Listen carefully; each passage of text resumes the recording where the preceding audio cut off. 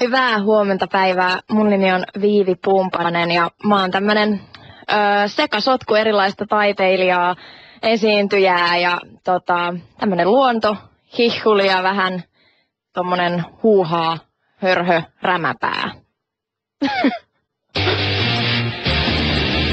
Yle Puheessa. Arkisin kello 9. Ali Show. Ihanaa, kun joku on vihdoin tajunnut Ali Show nämä esittelyasiat. Eli esitellään itseämme sillä tavalla, kun muut eivät esittelisi. Huuhaa, hörhö, rämäpää. Tästä lähtien. Mä haluaisin nähdä sen, tiedätkö, seuraava. Tiedätkö, mistä toi huuhaa, Viivi, tulee? No mistä se on tulee? Kaveriporukassa tämmönen. Muistaaksä aikoinaan semmonen ohjelma, mikä oli ihan legendaarisen hyvä kuin X-Files? Joo. Ja siinä oli se Fox Mulder. Joo. Kuulijat varmaan tietää kans kyseisen. Niin, jotka on syntynyt. Niin, jotka on katsonut X-Filesia ja on syntynyt silloin. Niin, tätä Fox Mulderiahan kutsuttiin siinä Spooky Mulderiksi, kun se aina uskoi ne kaikki yliluonnolliset ja kaikki. Ja mä oon just tämmönen, että mä uskon aina kaikkeen yliluonnolliseen, taikauskonen ja vaikka mitä, niin sitten mun kaverit rupesi jossain vaiheessa kutsumaan Spooky-Viiviksi. Sitten musta tuli Hihuli-Viivi. Hihuli-Viivi. Ja nyt sä oot huuhaa, hihuli, hörhö, rämäpää. Mistä se rämäpää tulee? No se on itse asiassa sellainen, mitä mä en ole itse itselleni antanut. Se on monissa lehdissä ollut näin. Mua aina just tosiaan tää sama, mitä säkin sanoit, että olisi kiva itse kertoa itsestään. Mutta mä oon nyt hyväksynyt sen rämäpää-sanan, että okei, että voin mä ehkä olla. Mutta mun mielestä sekin on vähän hassu, että rämäpäisyyskin on vähän niin kuin se on riippuvaista siitä, että miten jokainen kokee sen itse, että mikä on rämäpäätä. Että toisille eri asiat on kovempia kuin toisille ja rajumpia ja sitten taas mun mielestä ehkä rämäpää on jopa vähän negatiivinen sana, niin se on mun mielestä vähän hassu, koska se mun mielestä tarkoittaa vähän suoraan sitä, että on niinku rämänen pää, ettei ihan hirveästi niinku ajattele siellä mitään. Ja sen kun vaan menee ja polkee joka juttuun niinku pää kolmantena jalkana hyppää kaivoon. Et mun mielestä se kuulostaa vähän sellaiselta, mutta sitten toisaalta mä haluan nähdä sen positiivisesti. Et ehkä se perustuu just siihen tähän mun moottoriurheiluun ja tämmöisiin extreme-harrastuksiin, että moni varmaan kokee sen rämäpäisenä, vaikka tietysti mä koen, että kaikki tehdään aina ammattilaisten valmennuksessa ja sitten kun oppii enemmän, niin sit voi itsenäisesti harrastaa erilaisia juttuja. Mulla on vaan yksi nimi, se on Ali. Ali.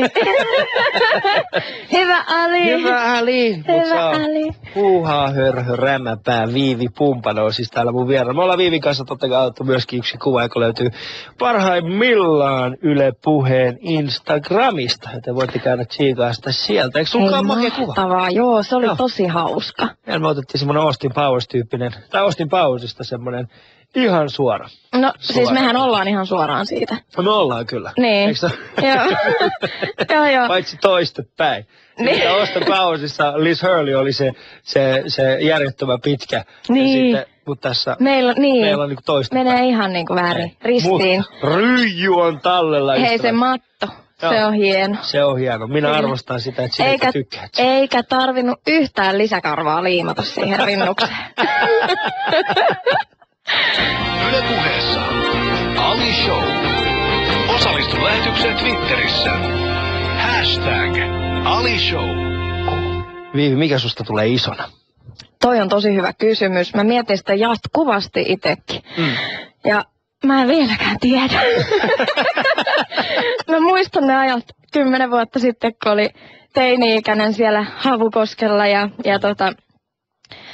koulussa aina sitä pohdittiin kovasti ja vanhemmiltakin aina kyseli, että mikä musta tulisi. Ja sitten mä olin silloin jo esiintyjä kuitenkin ja tein erilaisia show-juttuja, niin sitten jotenkin se sanoi, että sinne päin ja sydän, mutta en mä sitten oikeastaan silloinkaan sitä ihan tarkkaan tiennyt. Ja sitten mä oon vähän ollut semmonen, että antanut virran viedä ja mennyt sinne aina, mihin sillä hetkellä tuntuu oikealta. Ja mun isä joskus sanoi mulle, isä on heittänyt tosi fiksuja letkautuksia, muuten terkkuja iskälle, niin koko elämäni ajan. Ja yksi niistä tärkeimmistä oli se, että mene sinne, missä on hyvä olla ja niiden kanssa, joiden kanssa on hyvä olla. Ja lähde pois sieltä, missä sulla on huono olla. Ja se on niin kuin tämmöinen tosi yksinkertainen lause, mutta mä yritän sitä hirveästi niin kuin seurata. Että tuossa lauseessa on työssäkin. kuitenkin se vaara, että sä jatkat sit semmoista polkua, missä sulla on epämukavaa olla. Ja se tarkoittaa sitä, että sun epämukavuus tulee siitä, että sä et koe olevasi tarpeeksi hyvä siinä ja haluat päästä vähän helpommalla. Ja sit sä jatkat semmoista. Et siinä on olemassa se vaara. Totta. Et siinä mielessä niin ei kannata ihan kirjaimellisesti, mutta se syy, miksi mä kysyn tämän, on siis se, että sä oot, no totta kai ihmiset varmaan muistaa sut ensimmäisen kerran sun missivuodesta ja sitten sen jälkeen sä oot ollut mukana muun muassa Bisonimafiassa. Itse asiassa toisinpäin. Mitä? Mä näyttelin Bisonimafiassa ennen kuin mä olin Miss Suomi. Riksraks, tik-tak, kello hiljaisuus lyö. No okei, jos sanotaan näin. Mutta julkisuuteen olen tullut itse asiassa vasta jo totta kai niin kuin missivuonna. Joo, mutta siis mä en, tää ei ollut mikään kronologinen järjestys. Heti mä täältä rupesin pilkun viilaa ja... Tätä myös tarkoittaa. Minä ja Viivi ollaan siis molemmat Havukosken kasvatteja. Meillä ei ryhtyillä oikeesti. Me ollaan 2 Havukosken yläasteen niin kuin menestyneitä. Gangsta-huudeilta. Me ollaan kirjaimellisesti kasvattu 500 metriä toistamme. Mutta siis niin, kuten mä sanon, se syy miksi mä kysyn tämän, on se, että sä oot kuitenkin, sä oot tehnyt kaiken näköistä. Ja sä oot, siis sulla on tulossa oma luonto-ohjelma Ylellä. Ja sitten sä oot menossa Posseen tänä vuonna, sä oot Possessa mukana tänä vuonna, sä oot ollut UNICEFin lähettiläinen jo muutaman vuoden, mut mikä on se, mitä sä niinku oikeasti tällä hetkellä teet? Niinku, mikä on Viivi Pumpanen tällä hetkellä? Tai kuka hän on? Kuka mitä hän on? tekee? Mä en haluaisi niinku sinänsä, niin mitä hän tekee, siis työssä vai vapaa-ajalla? Työssä mieluummin, siis mikä on se? Mä oon itse asiassa, toi sun kysymys on tosi hyvä, koska mä oon miettinyt tosi usein sitä, että haluanko mä niinku sotkea sen, että kuka on Viivi Pumpanen, niin siihen, mitä mä teen työssä tai julkisuudessa. Että haluanko mä, että se mun julkinen minä sotkeutuu niinku täysin se joku, mikä on lehtien kannessa vaikka, niin siihen, kuka mä oon. Ja niinku, tokihan ne tietysti jollain tavalla menee yksin, mutta niinku, mulle on tosi tärkeää niinku, pidättää erossa omana itsenään se Viivi, kuka mä oon alun perin, se naapurin tyttö. Ja sitten niin kuin mä en haluaisi sanoa, että se kuka mä oon, niin on joku, mitä mä teen työkseni tai mitä mä oon saanut aikaiseksi tai niin kuin työssä. Mun mielestä se ei ole niin kuin oikea tapa kuvata ihmistä, vaan jotain, mikä tulee ihmisen sisältä ja mitä sä oot niin kuin henkisesti itsessäsi. No mitä sä sitten oot tällä? Mitä sä niin kuvailisit itsesi henkisesti? Vaikea kysymys. No luonnonläheinen. Tämmöinen maailman rauha.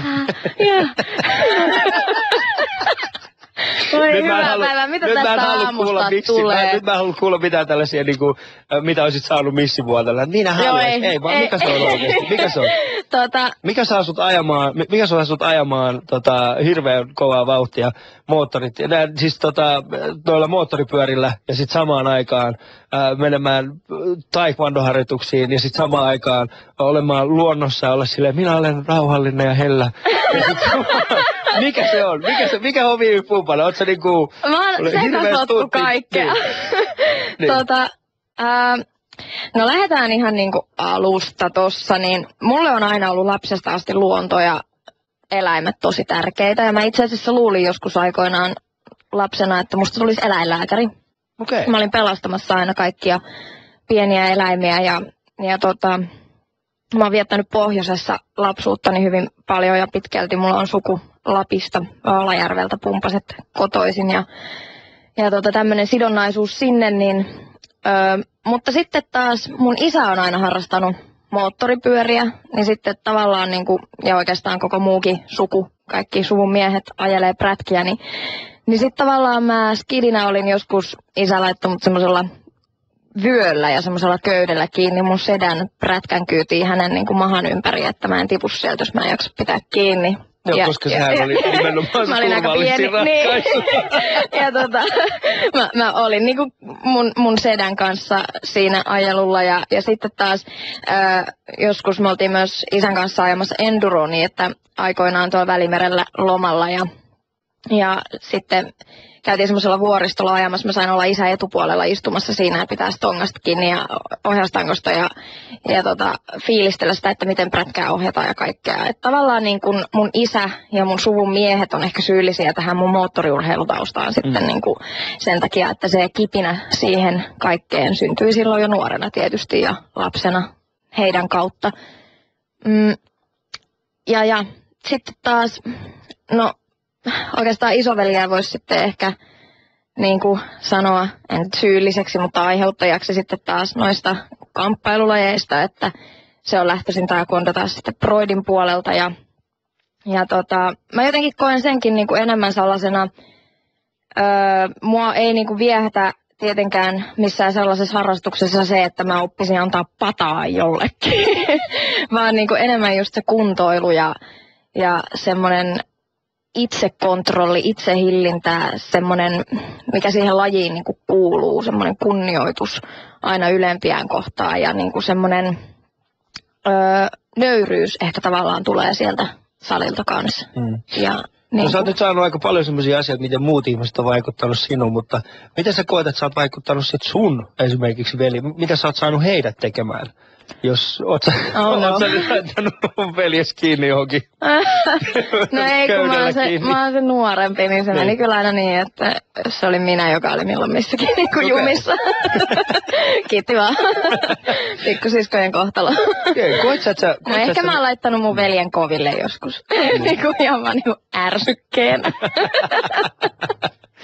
Mutta koet sä, että sä menet vaan niinku virran mukana ja toista mukaan, vai yrität sä etsiä En. Mulle on ollut tosi tärkeää aina kuunnella mun sisintä ja sitä, että kuka mä oon. Toki niin totta kai vaikutteita, niin just nämä harrastukset esimerkiksi, innostuksia tulee muualta ja ulkopuolelta ja ympäristö, missä ihminen kasvaa, miljöö, ja kaikki vaikuttaa siihen, minkälaisia meistä tulee.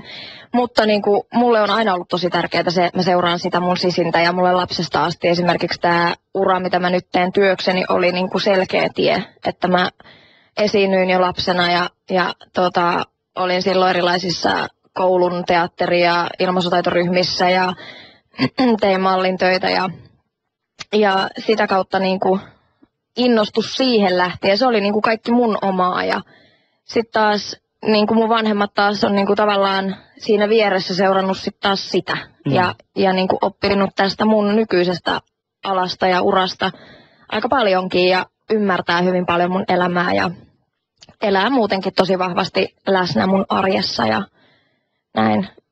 Kaikki varmaan vaikuttaa toisiinsa monella eri tapaa.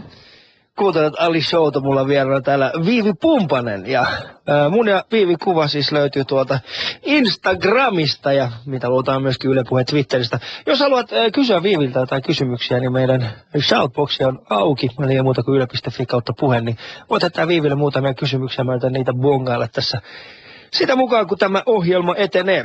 Totta kai sitten myöskin sosiaalisessa mediassa hashtagillä Ali Show. Tervetuloa messiin. Yle Puheessa Ali Show.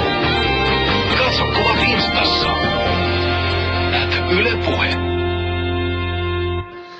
Jees, Viivi, sä sanoit mulle eilen, kun me juteltiin puhelimessa, että sä oot iloinen siitä, kun oot päässyt tästä sun missietuliitteestä eroon. Miksi oli sulle oliko se sulle niinku vaikea se missiys? Vai mikä siinä on? No on se varmaan kaikille tavallaan myös. Se on tosi niinku omanlainen koulu. Saattaa riippuu, mitä ihmiset ottaa sen vuoden ja niin edespäin. Mutta tavallaan ei saa ottaa niinku negatiivisesti sitä, että on iloinen siitä, että mulla ei ole sitä etuliitettä enää niinkään. Toki mä kunnioitan sitä titteliä ja on kiitollinen kaikista kokemuksista ja oppimasta, niin en olisi koskaan varmaan tullut tähän päivään saakka niin urallani, jos en olisi sitä tietä joskus kulkenut. Mutta mulle on hirveän tärkeää, että jokainen on niin kuin oma itsensä ja saa olla se aito, oma luonnollinen minänsä niin kuin itsenään. Ja kaikki tämmöiset etuliitteet, jotka tulee jonkun tietyn asian kautta, minkä sä teet elämässä yksi asia vaikka, niin mun mielestä sen, että sillä määritellään ihminen loppuelämäksi, niin mun mielestä se on tosi outoa. Ja lähinnä sekin, että siitä mun missivuodesta on myös pitkä aika jo tavallaan niin kuin nuoren ihmisen elämässä, 6 vuotta aikaa. Ja mä en enää oikeastaan tee mitään niin kuin sen organisaation töitä, mitään. Ja mulla on oma tie ja mä teen omia juttuja ja on siitä kiitollinen kaikesta, mitä on päässyt tekemään. Ja niin kuin sanoin, niin muistoissa se on aina ja niin kuin kunnioitan sitä, mitä sain kokea sitä kautta. On kiitollinen kaikista asioista, mitä heiltä sain siltä organisaatiolta, mutta niin kuin mun mielestä jokainen saa sitten tulla siiheksi, kuka hän on ja tehdä sitä, mitä hän on. Että tavallaan on niin kuin hassua, että määritellään aina sillä yhdellä liitteellä joku ihminen, joka ei välttämättä liity enää mitenkään siihen muuta kuin, että totta kai se on siellä historiassa aina mulla jossain. Sä puhut tällä hetkellä viidakon tähtöiset Alille. Mä tiedän taas niin. tarkalleen, miltä susta tuntuu siinä mielessä. My. Hei, siis ai niin, sori, mä en koskaan lähtenyt siihen Joo, mukaan. mä tiedän, että sä oot lähtenyt siihen mukaan. Ymmärrän kyllä, ei. Hyvä, Mutta siis mäkin ymmärrän. Hei, sori. Mulla on siis täysin samat fiilikset viidakon tähtöisiä kohtaan, kuin mitä äsken sanoit, että mitkä on ollut sulla tätä missio-organisaatiota kohtaan. Mutta koet sä esimerkiksi niin kuin sen jälkeen, ja koko tämä missi-etuliite, niin onko se aiheuttanut sulle sen, että sä et ole voinut olla oma itsesi? No itse asiassa mulla on käynyt tosi hauskasti. Mä juonsin ennen kuin mä olin Miss Suomi, niin sitä aikaisemmin ihan niin kuin näyttelin myös Bisonimafiassa jo, niin mä myös olin juontaja ennen sitä ja juonsin muun muassa motocrosseja Suomessa, supercrosseja ja muuta. Ja kisoja ja lähetyksiä ja sitten se oli hauska, kun oli sitä kautta sitten noita moottoriurheilijoita ja crossareita aika paljon tuttuja, niin sitten kun alkoi myöhemmin tulee näitä, että toi missi Viivi tai että toi Viivi, toi missi, niin kuin aina jossain oli ja sanottiin, niin että ei se ole mikään missi, että se on niinku, se on Meija Viivi tai se on ihan jotain muuta, että niinku, se on niinku jotain muuta, ei se ole mikään sellainen ja niinku, musta oli jotenkin niin hellyyttävää sit niinku kuulla, että että hauskaa, että ihmiset ajattelee niinku muutenkin kuin vaan aina just sillä yhdellä asialla, että näkee sen kaiken muunkin, mitä ihminen on. Ja totta kai niinku maailma on aika paljon mustavalkoisempi kuin vaan se harmaa, että asioilla on monia eri puolia, ihan niin kuin ihmisilläkin monia eri piirteitä, niin musta se oli tosi kivaa, että sitä on niin kuin huomattu. Missä sä olisit nyt, jos sut ei olisi valittu 2010, missä Suomeksi? Hyvä kysymys. Mä todennäköisesti tekisin kyllä edelleen esiintymistä. Bisonimafiassa varmasti näyttelisin edelleen. Ja sitten voi olla, että mä oisin lähtenyt hakeen johonkin teatterikorkeakouluun, koska haluan näytellä lisää. Ja halusin silloinkin, tekisin varmaan mallintöitä edelleen, totta kai jos niitä olisi vielä.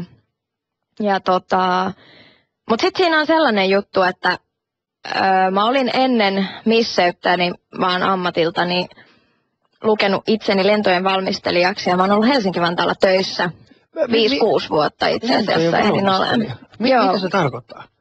Dispatcher englanniksi, eli siis teimme näitä erilaisia seating planeja, vietiin kippareille flight planeja ja kaikki säät ja notamikartat ja tosi tämmöistä tekstiä, mitä sä et ehkä nyt tajunnut, sori. Mä yritin kysyä sinulta, mitä se tekee. Se tekee siis niinku tasapainolaskelmat lentokoneelle. Esimerkiksi nykyään niitä tehdään tosi paljon totta kai niinku tietokoneella ja automatisoituja, mutta että manuaalisestikin myös tarvittaessa piti myös tehdä. Ja se, mistä mä lähdin siis siihen, mikä varmaan kuvailee paljon tarkemmin, niin lähtöselvitysvirkailijana olin ja gate-koordinaattorina, eli niin siellä lähtöportilla sitten huolehtimassa matkustajista ja päästämässä heitä koneeseen ja ulos koneesta tulopalvelua. Ja sitten taas siellä oli sellaiset GC, eli gate-koordinaattorit, ja sitten myöhemmin, kun kävi vähän lisää sitä koulua ja pääsi sinne sisälle ja valmistukin sieltä, niin sitten tuli tämmöiseksi dispatcheriksi, eli sitten myös laskettiin niitä koneiden tasapainolaskelmia. Ja siihen mä ehdin valmistua just vuosi ennen kuin mä lähdin missikisoihin. Että tavallaan mä luulen, että tämä niinku perinteinen vantaalainen tapa elää. Joko Helsinki-Vantaa tai Keskon varasto. Sä valitsit sen paremman tien. Mä jotenkin mulle maailma on ollut aina sellainen intohimo ja sitten se matkailu, niin jotenkin se ilmailuala vei ehkä sen takia, mutta ja se voi olla, että mä olisin edelleen jossain Airprolla Helsinki-Vantaalla töissä, missä silloin olin töissä, jos Ei sitä ikinä tiedä. never know. Tai sitten niin kuin silloinkin sydän sanoi, että pitää tehdä enemmän esiintymistä, niin ehkä mä olisin sitten hakenut sinne teakkiin tai johonkin muualle, jos ei se tie olisi auennut niin kuin muita reittejä kasvattaa ja kehittyä. Mutta sä oot kuitenkin tehnyt näyttelijähommia tässä niin kuin, kuten sanoitkin tuossa niin koko ajan. Me tuossa puhuttiin ennen lähetyksen alkua siitä, että mikä on ehkä ollut toiminut hidasteena sille, että sä et olisi mennyt näyttelijäksi. Muun muassa sanoit mulle sen, että sulla on sanottu, että sun kannattaa hakea teakkiin, mutta sit sä et ole tehnyt sitä. Niin, näet sä itses vielä, että jossain vaiheessa voisit kenties? Voisin kenties, ehdottomasti, miksei? Mutta miksi sä oot tähän asti tehnyt sitä sitten?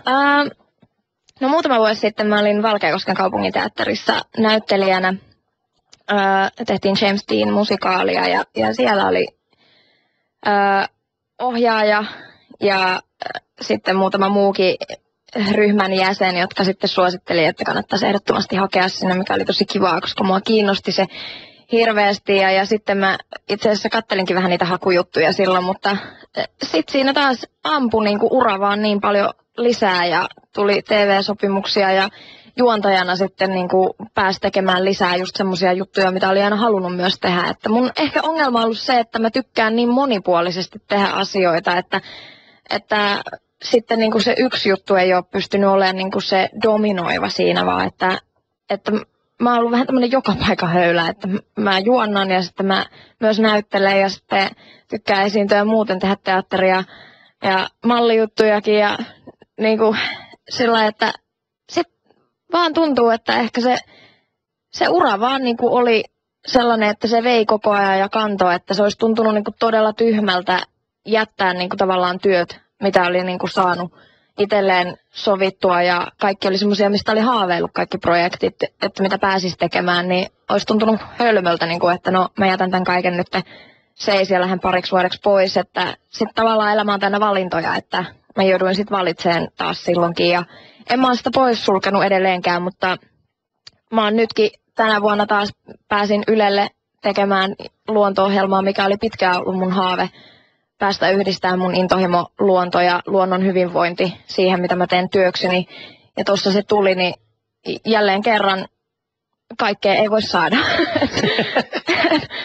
Mutta aika paljon sä oot kuitenkin saanut. Oon saanut tosi paljon, mä koen, että kun me puhutaan tästä, niin älä ymmärrä väärin, mutta mä en tarkoita tätä pahalla.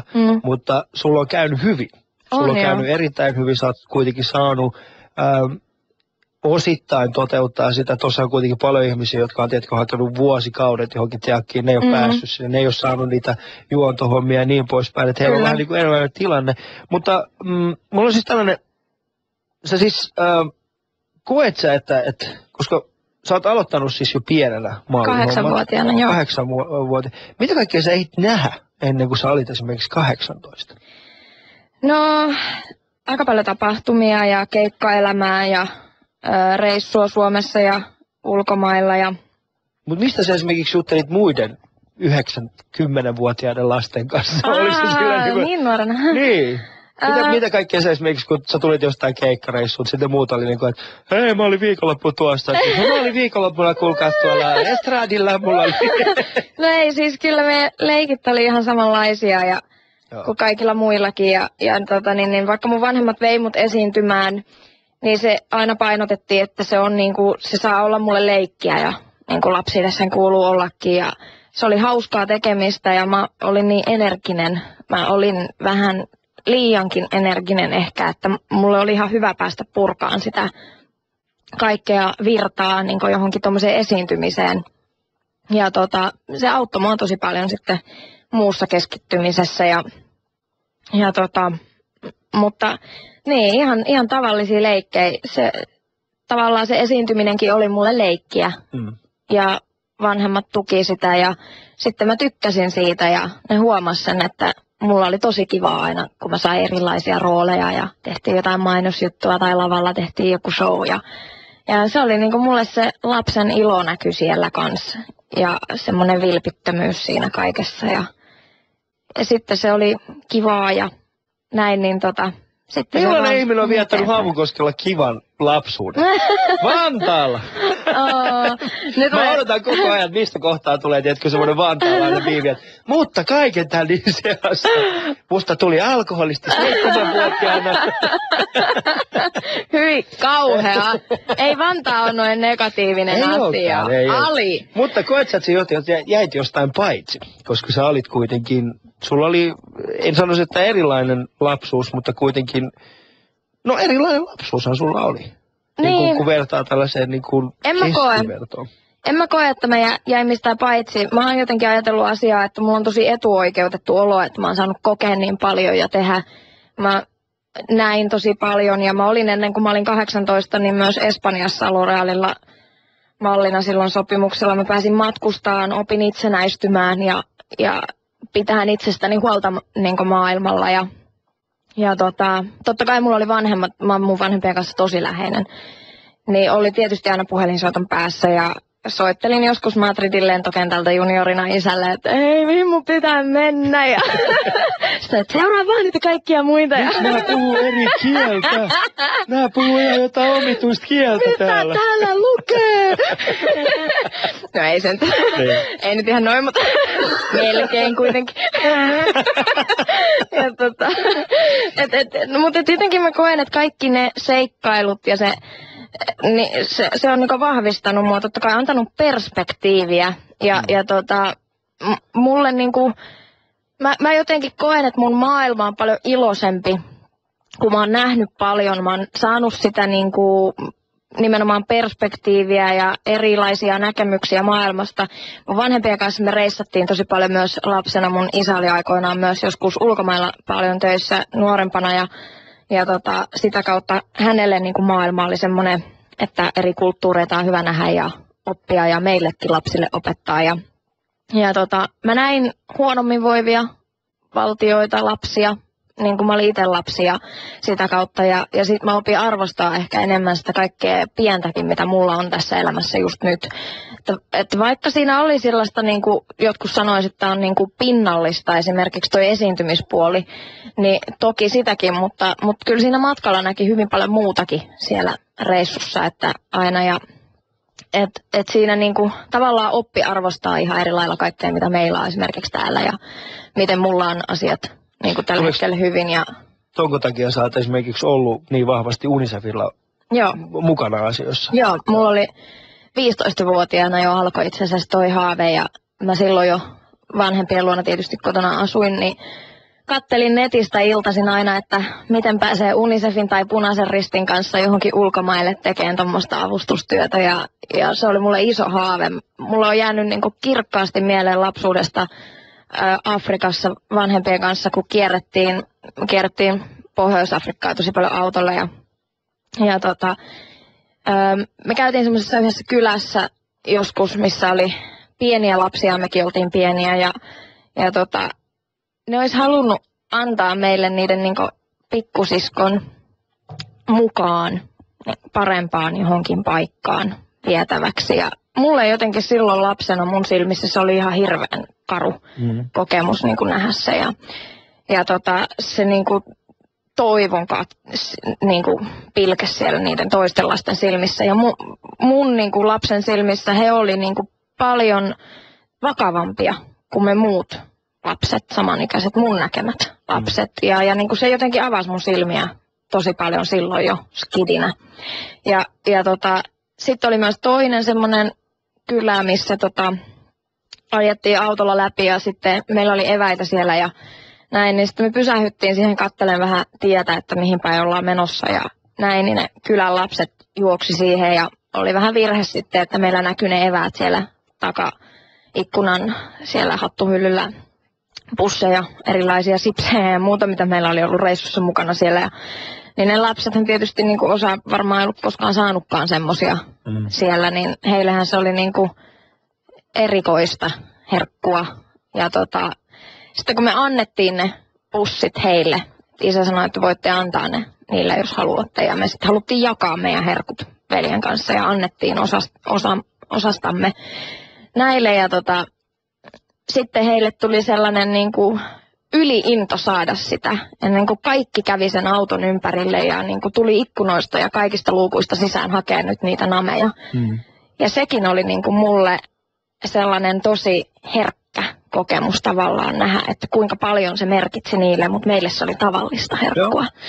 Ja niin kuin tota kautta niin kuin tavallaan mä sain sitä näkemystä siihen, että mitä asiat on tosi eri lailla ja pienillä asioilla mä pystyn saada iloa jonkun toisen vaikka lapsen just elämään. Ja sitten mä myöhemmin teini-ikäisenä tosiaan etin netistä eri keinoja päästä tekemään semmoista hyvän tahdon lähettilään työtä vaikka ja sitten mä masennuin vähän siitä, että mä mietin, että pitää olla opettaja, pappi tai lääkäri tai jotain, että se lähtee sinne ja näin. Mutta sitten myöhemmin mä hiffasin, että ei vitsi, että sitten kun tuli tää missitie varsinkin, niin sitten mä hiffasin, että no niin, että nyt mä voin niinku käyttää tämän tien siihen, että mä avaan niitä ovia, mitä tää tarjoaa ja pääsisin tekemään niitä asioita, mitä olin halunnut tehdä, että se oli mulle tie eteenpäin esimerkiksi ja sitten musta oli tosi kiva, että myöhemmin esimerkiksi tarjottiin tätä UNICEFin yhteistyötä. Mutta sä oot käynyt aika paljon, siis UNICEFin kautta sä oot käynyt hyvin paljon köyhissä maissa. Mutta siellä köyhissäkin maissa, esimerkiksi Afrikan maissa, niin eihän se, sanotaan näin, että eihän se UNICEFin antama kuva näistä paikoista, niin eihän se loppujen lopuksi ole se ainoa totuus. Ei olekaan. Eikö sulla tule koskaan sellaista oloa, että joo, samalla totta kai haluat auttaa, mutta sitten samaan aikaan, niin miksei sitä toista totuutta myös kerrota? Eli siis sitä, että Afrikassa on olemassa hyvin vahvasti kehittyneitä maita, niin joilla ei tällaista niin kuin ole. Mulla tulee itselläni vaan välillä sellainen olo, että kun me tehdään täältä tällaista niin kuin UNICEFin kautta suhteellisen hienoa työtä. Niin, UNICEFin kohteenahan tietysti maailman lapset. Niin, maailman lapset on aina kyllä, tärkeitä. joo on, mutta samaan aikaan niin jotta se UNICEFin toiminta voisi pyöriä, niin se vaatii tietyn tyyppistä tukea. Kyllä. Ja sitä tukea ei vaan saada sillä, että kerrotaan myöskin se, että hei, tässä on muuten tällainen maa, joka ei tarvitse Afrikassa juurikaan UNICEFin apua. Tiedätkö mitä tarkoitan? Mä tarkoitan siis sillä sitä, että ollaanko me vääjäämättä niin kuin menossa siihen suuntaan, että meidän on pakko UNICEFin jotta UNICEF olisi UNICEF, niin meidän on pakko ylläpitää semmoista tietyn tyyppistä imagoa. Tietyn tyyppistä. Niin, no siis tokihan niin kuin UNICEFilla varsinkin kaikki, missä mä oon ollut ainakin paikan päällä itse, niin ne on ollut tosi niin kuin kohdesidonnaisia juttuja ja nehän niin kuin ei olekaan niin kuin yleisesti, että koko Afrikka. ja niin kuin Mutta siinä herkästi tulee, kato. Niin varmasti. Siinä herkästi tulee. Kyllä. Esimerkiksi just tässä äskeisessäkin keskustelussa, niin sä sanot Afrikka. Sä et maininnut tiettyä paikkaa, mihin te menitte. Koska jos sanotaan, niin kuin sanotaan näin, että kyllä mä voisin Suomessakin viedä ihmisiä tiettyyn paikkaan, tietyn perheen luokse, jossa on 12-13 lasta, ja näyttää tietyn kuvan Suomesta. Kyllä. Mä en nyt sano sitä, että Afrikassa ei olisi tätä, mitä UNICEF tekee. Mä en tarkoita sitä sillä, mutta onko se kuitenkin vain ja ainoastaan se yksi kuva, jonka varaan me rakennetaan meidän... Niin ja siis jos nyt mietitään toi, mitä sä sanoit Suomesta, niin toihan on ehdottomasti tottahan meillä Suomessakin tilanteita erilaisia ja eri tavalla voivia perheitä ja ihan samalla lailla kuin missä tahansa muuallakin. Ja itse asiassa tosta mulla tulikin mieleen näillä reissuilla justi, missä mä oon ollut, kun tässä on puhuttu, että siellä on myös hyvinvoivaa, niin se mikä mua jopa täytyy myöntää, niin vähän pistää ärsyttämään tietysti siellä. On paljon sellaisia tilanteita, että mä oon nähnyt eri puolilla, kun on vaikka reissattu siellä maasta toiseen näitä välimatkoja menty, niin on tietysti niitä hyvinvoivia ja kaikkea. Että toki niin kun täytyy sen lähteä sieltä sisältäkin niistä hyvinvoivista niin kun kohteista, lähteistä myös sen avun anto ja saanti, jotta se mikään apu, mitä UNICEF esimerkiksi tekee, niin voisi mennä perille. Siellä on kaikenlaista. On sitä hyvää ja sitä vähän huonommin voivaa.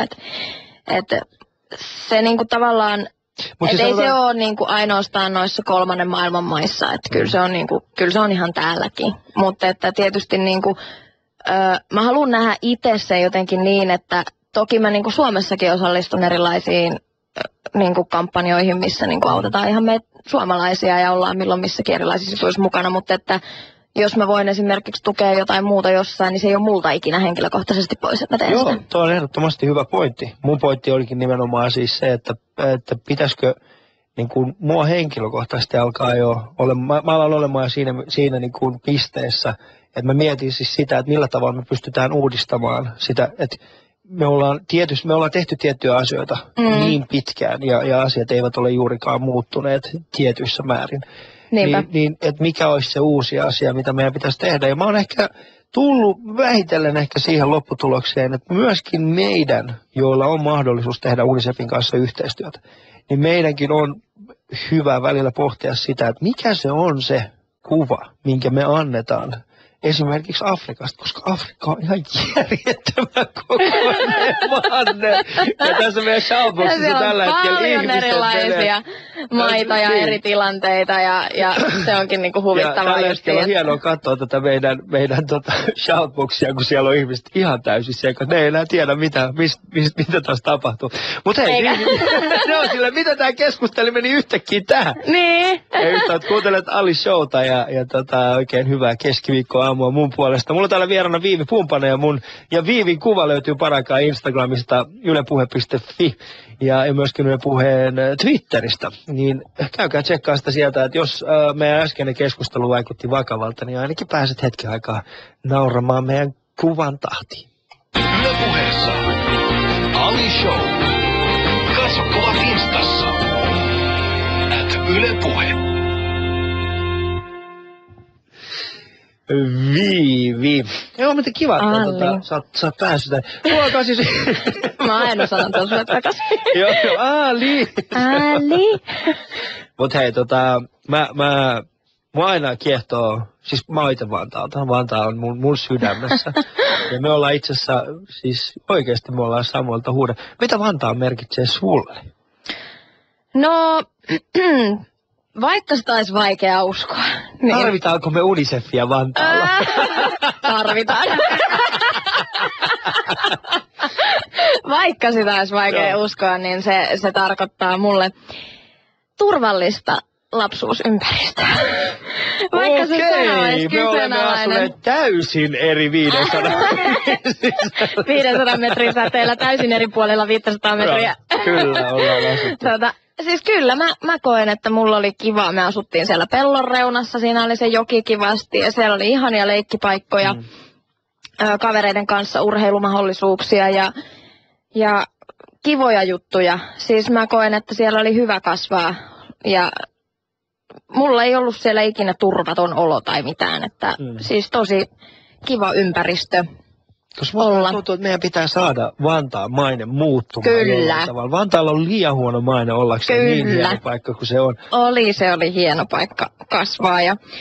Mutta joo, siis kyllä se merkitsee mulle tietysti paljon muistoja ja niin edespäin. Mutta kyllä mun täytyy sanoa, että mun kaikkein kultaisimmat lapsuusmuistot, niin ne tulee sieltä pohjoisesta. Että missä mä tietysti kouluikään saakka olin aika paljon... Paljasjaloin tukkatakussa juosten metsissä. Siitäkö tulee sun erakkoluonne? Tai siis ainakin sä oot itse sanonut jossain vaiheessa, että sulla siis kyllä mulla on tosi vahva erakkoluonne. Mä tykkään siitä. Itse asiassa mä eilen illalla just myöhään ajoin kotiin. Mä kävin semmoisen pitkän viikonlopun tuolla pohjoisemmassa meidän suvun mökillä vähän rauhoittumassa keskenään koiran kanssa. Ja no toki siihen vaikuttaa tietysti myös varmasti se, mitä mä teen työkseni. Osa nauttii siitä, että voi aina olla keskellä kaikkea hulabaloota ja erilaisissa kissaristiäisissä ja kekkereissä. Ja onhan niissä kiva tietysti välillä käydäkin, jos ne on jotain semmoisia, millä on oikeasti merkitystä. Mutta kyllä mä enemmän mä tykkään tehdä työkseni sitä, mitä mä teen. Ja mä nautin siitä, että mä saan olla mukana niin tärkeissä ja kivoissa projekteissa ja positiivisen hyvän mielen asioissa, ohjelmissa. Ja mutta mulle se...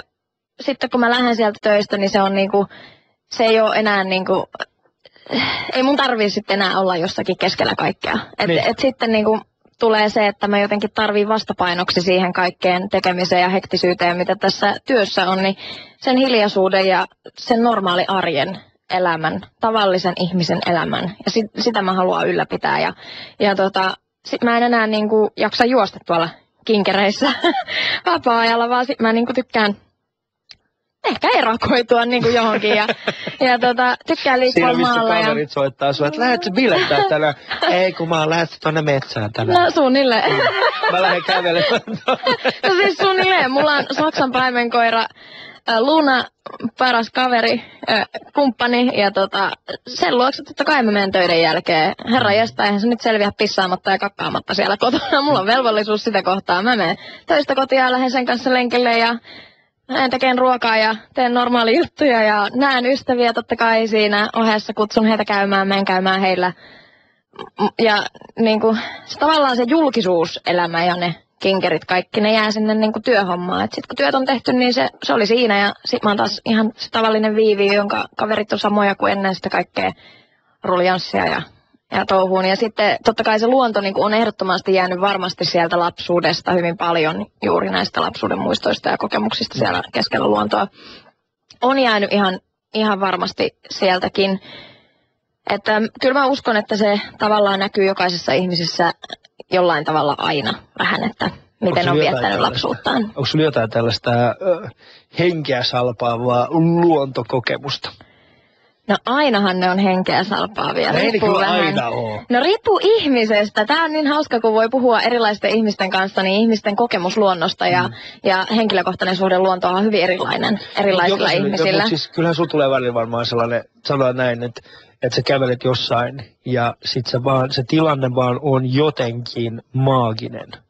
On niin joo. Ja siis siellä on jotenkin kaikki vaan tulee yhteen. Onko sulla jotain tällaista kokemusta? Mulla on tosi paljonkin semmosia. Mä harrastan meditaatiota ja tykkään joogatakin luonnossa. Ja koiran kanssa me käydään vaeltamassa paljon.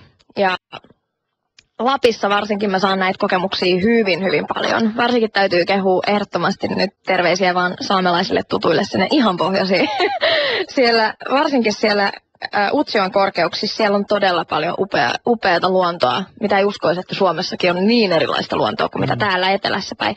Todella kauniita, ihania erämaapaikkoja, missä on hiljaisuus ja kaikki se kauneus, mikä siinä on, siinä seesteisessä hiljaisuudessa, se on siellä.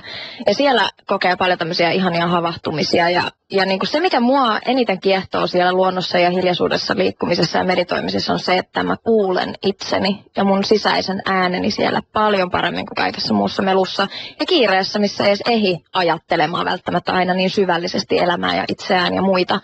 Ja niin kuin siellä pystyy pohtimaan paljon syvällisemmin juttuja. Ja kyllä tämmöisiä kokemuksia ihan sitten taas niin kuin tuolla meidän suvun tilalla vähän etelämpänä, mutta täältä katsottuna hyvin pohjoisessa, kyllä sielläkin nyt kun kävin tuossa pitkän viikonlopun tosiaan eilen tulin kotiani koiran kanssa, mä sanon sitä taikametsäksi, hihulihuuhaa Viivinä. Siellä on semmoinen ihana metsä, missä on semmoista ihanaa jänkää ja suota ja mätästä ja paljon hyttysiä. Mutta siellä on kaunis se metsä ja ihania tuoksuja ja linnunlaulut. Ja siellä oli semmoinen kaareva puu, mikä meni ihan melkein maata pitkin. Mä kävin siihen selälleen pötköttelemään ja koira tuli siihen viereen jalkoihin. Ja sitten mä kuuntelin sitä linnunlaulua ja musta se oli vaan niin henkeä salpaavan kaunis se hiljaisuus. Ja ne kaikki auringon säteet, tiedätkö, mitä katoin sinne ylös puiden latvoihin, ne tuli sieltä. Ja se oli jotenkin todella kaunis se pieni hetki siinä, kun mä olin sen koiran kanssa kahdestaan. Ja sitten mä laitoin silmät kiinni ja kuuntelin sitä lintujen laulua ja mä nukahdin sinne. Joo. Mä nukuin varmaan puoli tuntia, mä heräsin siihen, että Luna nuolee mun naamaa, että mami hei, mitä sä ruvetkat, että mä en tiedä miten mä en ollut tippunut siitä puurungolta. Mutta että semmosia hetken juttuja, taipuu mitä ihmeellisimpiin asentoihin. ja sitten taas toisaalta se on meren rannalla siellä Perämerellä, niin. Se meidän suvun tila ja sitten taas siellä mä myös useasti pistän, niin kuin nytkin laitoin viikonloppuna nuotiota illalla koiran kanssa siihen ja siinä lämmittelee jotain ruokia ja istuskellaan ja katsellaan auringonlaskua sinne mereen, niin ne on myös niitä maagisia hetkiä, kun kysyit. Niin koira istuu siinä mun jaloissa ja molemmilla on kaikki hyvin, se rauhallisuus, se on tosi ihanaa. Jotenkin semmoista, että kiire mihinkään ja kaikki se on niin kuin tosi rauhoittavaa. Ja se tekee hirveän hyvää. Ja sitten ennen kaikkea mulle se meri on, totta kai mä oon lapsena viettänyt siellä paljon aikaa, niin se on mulle tosi rakas ja tärkeä näky. Se jotenkin kuvastaa mulle semmoista niin kuin ikuista voimaa, semmoista iänikuista voimaa. Ja se aurinko, miten se laskee sinne mereen ja nyt näin kesäaikaan, niin ei mene kuin muutama tunti, että se nousee sieltä myös uudestaan. Niin musta siinä on jotain tosi maagista. Se on todella kaunis näky. Tuo oli kyllä, sanotaan näin, mulla tuli semmoinen olo vähitellen sillä tavalla, että onko sun elämässä mitään vai peität se kaiken, sä oot silleen, että sä oot täällä siis, että mikään ei ole ongelmaa. Ja sitten kun lähdet, ei, mä toivon, että oikeasti se oli kaunis. Mä voin jotenkin kuvitella itseäkin siinä. No mut siis toihan menee alikuulle, toihan menee nyt kuule niin, että elämä niinku edelleen on valintoja täynnä. Me voidaan itse valita, että koetaanko me asiat, toki myönnän, totta kai, kaikilla ihmisillä on. Kolikossa on molemmat puolet, on myös negatiivisia asioita elämässä ja on mullakin ollut niitä. Älä tilaa tätä mielikuvaa! Mutta mä haluan nähdä asiat. Monet on tullut sanoa mulle, että sä oot hirveän positiivinen ja niin kuin musta se on jotenkin tosi ihanaa, että joku sanoo niin, koska mä haluankin nähdä asiat niin, että mä voin valita, että uppoanko mä sinne mun syvään niin kuin negatiivisuuden velloumaan. Vai niinku, yritänkö mä nähdä sen valon siellä aina, sen jonkun pienen hienon asian ja saada voimaa siitä taas ylös. Ja on niitä huonoja juttuja tullut noustua vaikka kuinka paljon, mutta mä en halua niinku antaa niiden kaataa mua, vaan mä haluan nähdä ne pienet asiat. Ja itse asiassa hyvä vinkki sullekin siihen, niin kirjoita semmoista kiitollisuuspäiväkirjaa. Tai ajattele, jos et halua kirjoittaa, jos on sun mielestä naisellista puuhaa. Mikä toi nyt oli naisellinen puuha? Näytäks mä en nähnyt sellaisena päiväkirjan kirjoittajana. Mutta mä kirjoitan esimerkiksi, mulla life coachingista jää semmoinen kiitollisuuspäiväkirja, johon mä kirjaan, en tietenkään joka päivä ehdi sitä, mutta kirjaan tiettyyn hetkiin elämissä, kirjoitan ylös asioita, joista mä oon kiitollinen ja onnellinen, mitkä mulla on hyvin. Ne voi olla hyvin yksinkertaisia asioita, niin kuin se, että miten läheinen mä oon mun perheen kanssa, miten mun vanhemmat tukee mua joka päivä mun elämässä, miten mä saan olla terve. Ja mulla just tuli viime syksystä hamstring-vamma, eli siis loppuelämän pysyvä vamma reiteen. Reisilihas repesi tosi pahasti ja mä sen takia olin puujalkana pitkään ja se niin kuin söi mua liikkuvaisena ihmisenä paljon. Mutta mä oon nyt päässyt siitäkin yli ja se kuntoutus on toiminut hyvin, että niin kuin tavallaan pitää olla kiitollinen niin sanotusti asioista. Ja sitten kun sä kirjoitat tai ajattelet niitä ja sitten sä voit palata niihin, jos sä oot kirjoittanut ne myöhemmin, kun tuntuu vaikka, että on vaikea hetki. Ja sit sä katsot, että mitkä ne pienet asiat oli, mitkä sulla on just nyt hyvin. Niin yhtäkkiä sä näetkin, että voi kuinka paljon niitä on oikeasti. Ja sit sitä havahtuukaan niin kuin siihen positiivisen voimaan niin kuin tavallaan. Hirveän vaikea selittää, mutta Itse asiassa erittäin helppo. Niin, siis mutta oli hyvin helppo ymmärtää. Mä haluan jotenkin kokea sen vaan niin. Siis se, että on vaan kiitollinen niistä asioista, mitä on. Koska mä itse ainakin huomannut siis sen, että yleensä mun omat ahdistukset tulee niistä asioista, mitkä mulla ei ole vielä. Niin, kyllä. Ja usein ilo ajattelemalla tulee sitä tekeekin niitä. Just näin. Mun eilen vieras oli Tuomas Embuski ja hänen mielestään sun ruokaostoskorissa löytyy gluteenitonta. Oliko hän oikeassa? Kyllä hän oli oikeassa. Tuomas! Mun huominen vieras on Sanni. Ja mitäs veikkaat, mitä Sannilla on hänen omassa ruokaostoskorissa? Valitettavasti en ole päässyt Sannia tapaamaan koskaan, enkä yhtään siis osaa sanoa, minkälainen ihminen hän on. Uskallan luottaa siihen, että ihmiset näyttävät itse itsensä. En osaa sanoa hänestä mitään, mutta hänhän on semmoinen eloveenavärinen, vaalea hiuksinen, eikö vaan? Vai onko hänellä nyt vähän sinertävät hiukset? Mutta kuitenkin vaalea. Niin on. Niin menee, sehän on sininen. Hyvä oli. Kyllä mä oisin lähtenyt sanomaan tämän eloveenasuuden takia, että paljon maitoa tai piimää tai... Maitoa ja piimää. mutta sitten mä haluaisin uskoa, että hänessä on tämmöisiä moderneja puolia, kun hän on kuitenkin tämmöinen moderni nuori nainen. Mä väitän, että hänellä on jotain kookostuotteita, kookosmaitoa tai kookosöljyä tai kookospiimää. Mä kysyn. Ei Viivi oikeasti, tuoret kiitokset siitä, että pääsit piristämään ei pelkästään meikäläisen, vaan kaikkien, uskon, tämän aamuisten kuuntelijoiden elämän. Kiitos itsellesi. Erittäin kivaa päivää kaikille. Ja meidän kuva löytyy Instasta ja seuraavaksi uutiset.